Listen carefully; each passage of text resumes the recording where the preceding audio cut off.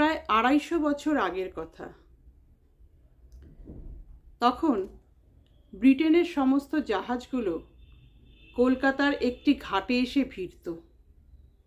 সেই ঘাটটির নাম হলো চাঁদপাল ঘাট।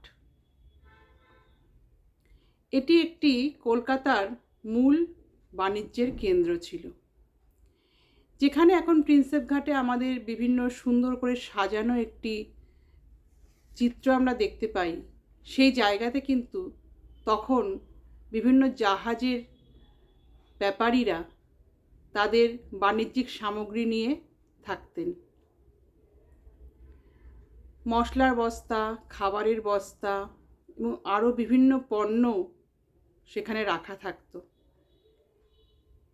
যেগুলো আমাদের দেশ থেকে ব্রিটেনে যেত বা ব্রিটেন থেকে আমাদের কলকাতায় আসতো।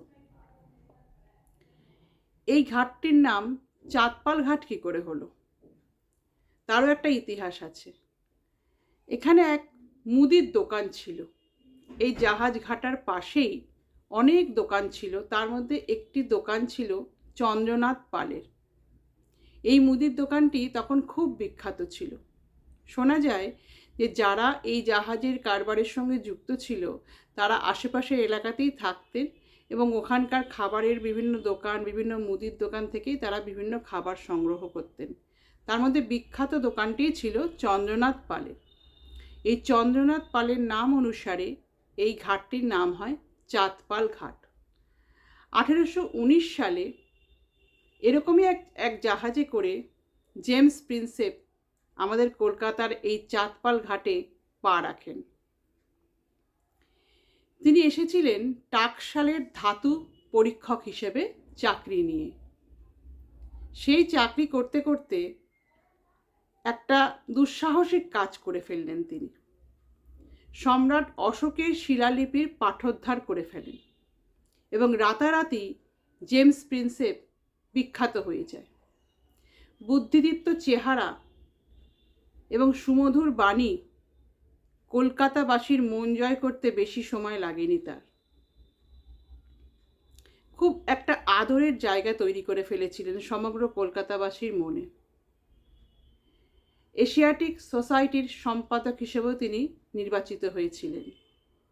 এরপর তিনি চাকরি নিয়ে যান বেনারসে বেশ কিছুদিনের জন্য।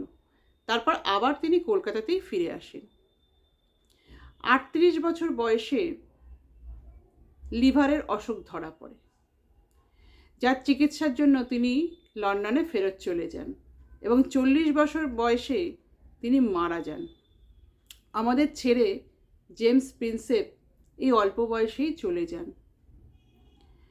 কলকাতাবাসীর মনে গভীর ধাক্কা লাগলো। তখন তারা ঠিক করলেন যে ঘাটে এসে, যে চাঁদপাল ঘাটে প্রথম জেমস প্রিন্সেপ এসেছিলেন, সেই ঘাটেই তার নামে একটি স্মৃতিসৌধ তৈরি করা হোক। এবং এই স্মৃতিসৌধ তৈরি করার জন্য প্রায় 12,000 টাকা চাঁদা সংগ্রহ করেছিলেন কলকাতাবাসীরা। প্রায় 180 বছর আগে এই 12,000 টাকা চাঁদার অঙ্কটি কিন্তু একটি বিশাল মাপের অঙ্ক। সেই দিয়ে জেমস প্রিন্সেপের নামে স্মৃতিসৌধ তৈরি হলো এবং চাঁদপাল ঘাটটি নাম পরিবর্তন হয়ে গেল প্রিন্সেপ ঘাট।